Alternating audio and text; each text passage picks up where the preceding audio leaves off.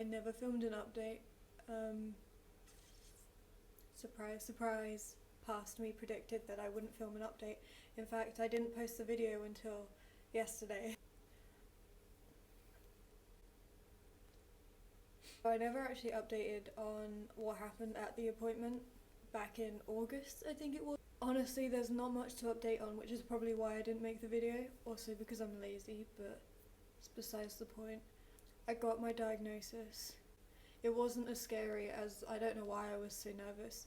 The doctor was pretty chill, but other than that, it went the way I described in the video, and if you haven't seen that, like, feel free, I guess, to go watch that one, which I uploaded yesterday. After I got the diagnosis, I emailed the LTC, which is the London Transgender Clinic. I emailed them asking to get on their waiting list for hormone therapy. And I did. The waiting list at the time was about 2 months for a first consultation.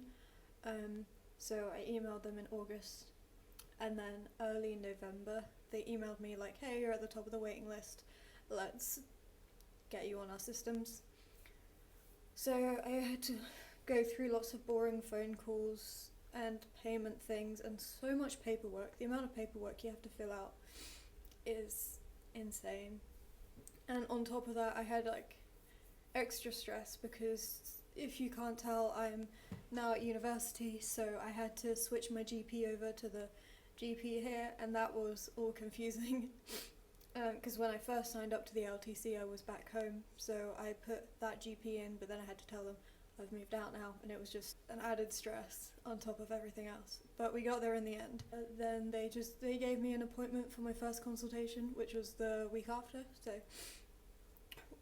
I didn't realise that once you got to the top of the waiting list, it's so quick, like you'll get an appointment within a week. So I had that appointment, that was my first consultation. It cost me £150, and we went through basic medical stuff, really boring, the exact same stuff I had in my diagnosis and my psychological evaluation. I figured it would be harder to get on it than it was, but I think because of my referral and my diagnosis, they were like really quick to not have to do all the therapy things and just get through the appointment. She was really nice. I had two main, I guess, questions / problems with getting on T, and the first one was I didn't want to do shots because I don't like needles, and I figured that would just be an added anxiety in my life that I didn't really want, because the actual like shots aren't so bad themselves, but I get really anxious beforehand, and I just didn't really want to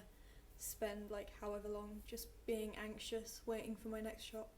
So I asked her about that, and she was like, cool, you can just stay on gel forever, and I was like, that's great, let's do that. So no injections for me. Honestly, I don't really understand why people choose to get the shots. From what I've been told by my doctor, by the clinic, by like a lot of professionals, there's really no difference between the shots and the gel. It just depends on the person who's taking it. So they said that every 6 months or so they'll see where I'm at and we can go from there, and if I need to get on shots they can put me on shots, and if I'm happy staying on gel, which I hope I will be, then I can just stay on gel.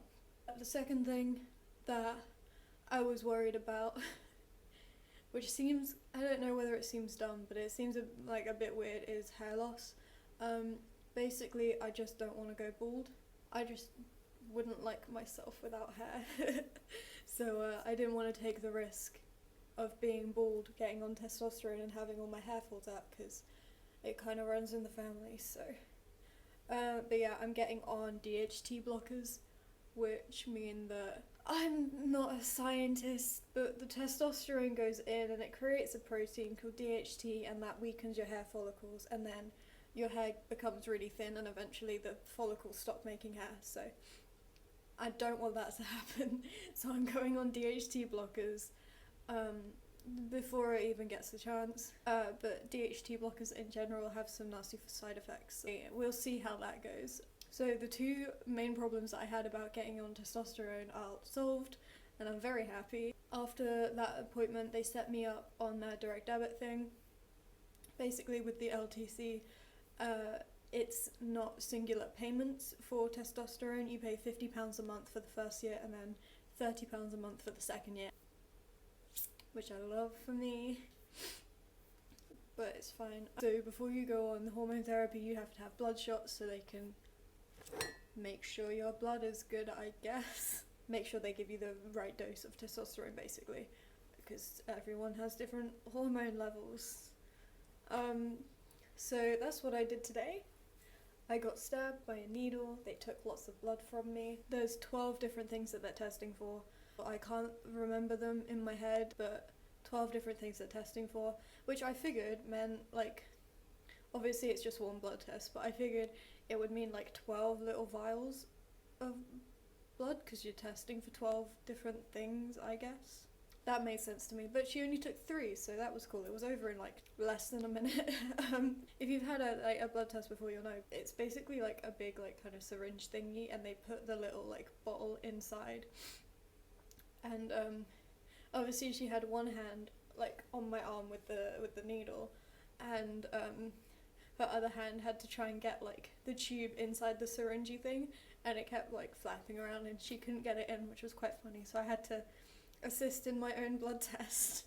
But yeah, it was cool to see the blood.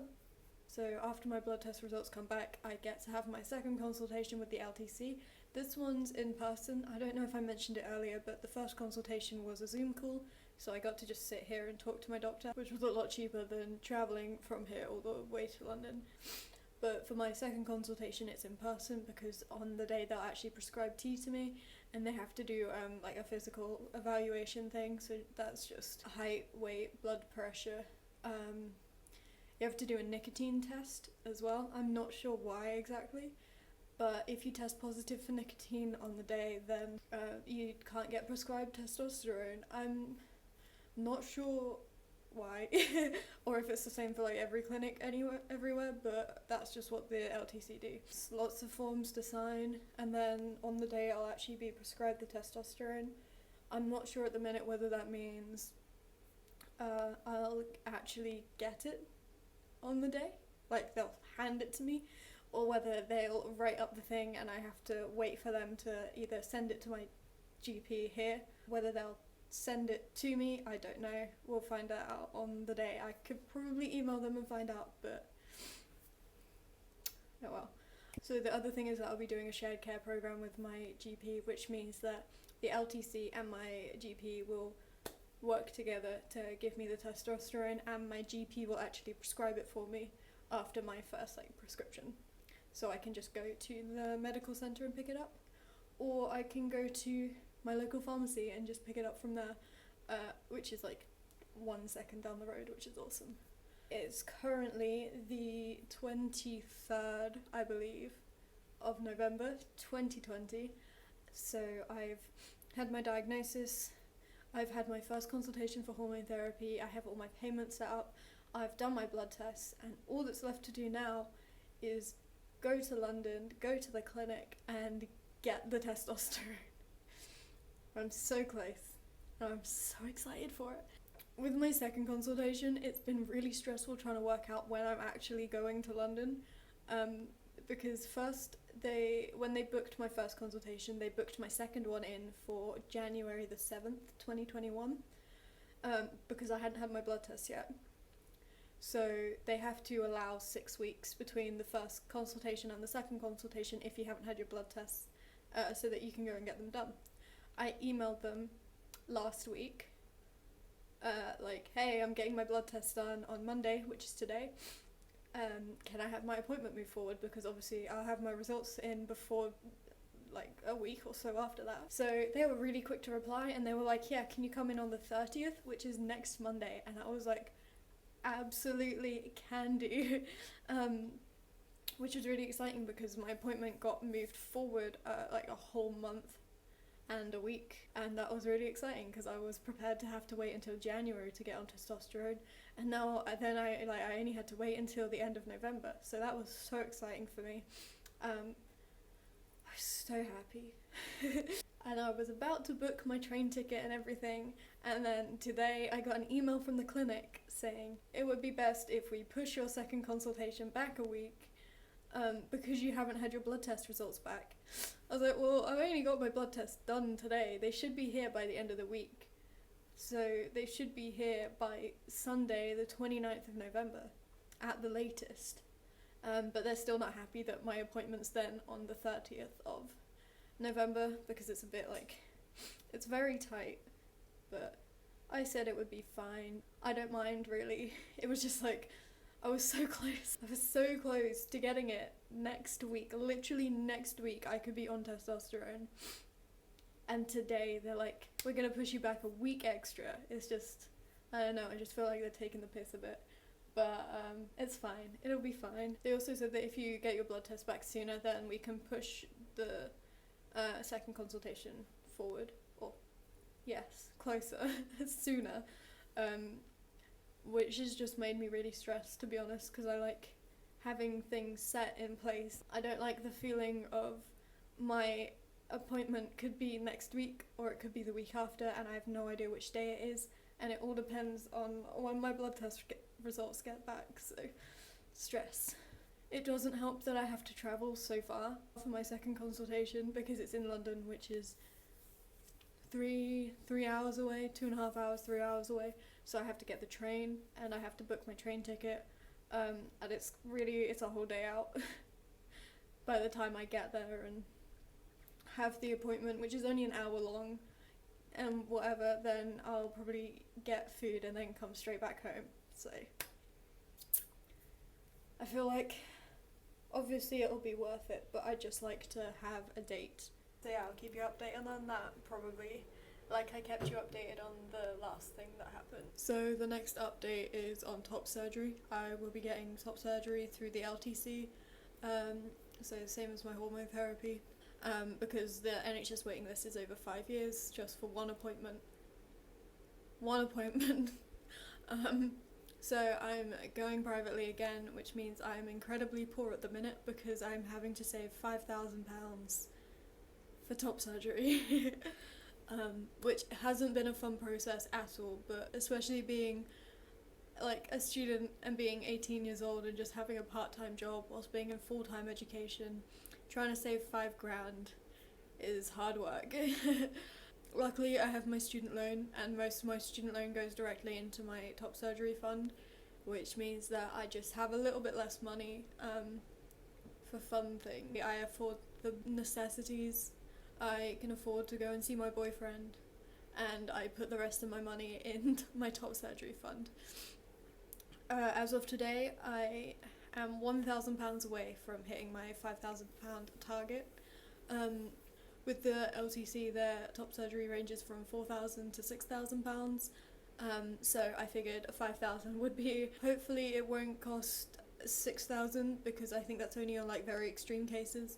I don't know what extreme is, but I feel like I'm just a very average person.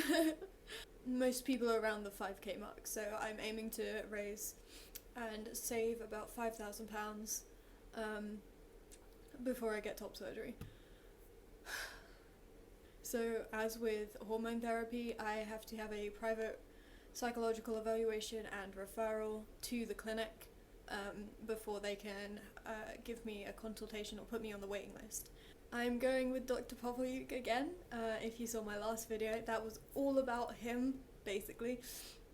He's the doctor who gave me my last psych evaluation and my diagnosis, so I'm spending another £350 to get him to go through my head again and find out whether top surgery is right for me. It should be a lot easier this time because he already knows me, I guess. He's already diagnosed me with gender dysphoria, so I don't need that again. I just need him to be like, yes, this person is mentally well enough to make my own decisions, basically.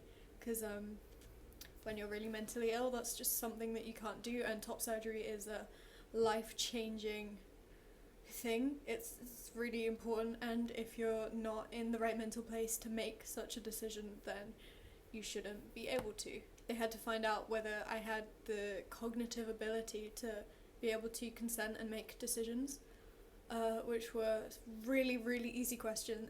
The average person can answer those questions It's just, they just have to make sure legally, basically, that's all it is, to cover their backs if something goes wrong. So I asked the clinic whether they could just go off my last psych report and my diagnosis, but they said I have to have a specific like top surgery consultation appointment with a specialist because it's different to hormone therapies. So I have my referral appointment January the 12th, 2021, which is exciting. And as soon as I've had that appointment, I can have my first consultation for top surgery, and then I have a second consultation for top surgery, and then I get the top surgery. So that's as far as I'm at with top surgery, but it's really exciting. I didn't think I would ever get as far to getting on hormones for starters, which I could become by like next week, which is crazy.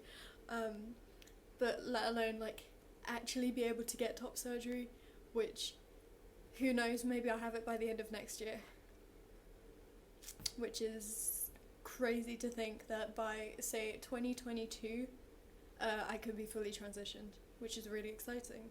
Honestly, I never really thought it would be a possibility for me, so that's really exciting. I think I don't seem excited because it just doesn't really feel real yet.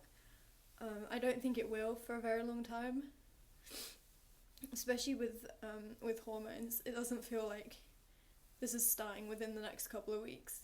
I think it's because I've waited so long. Things are gonna get better, there's hope.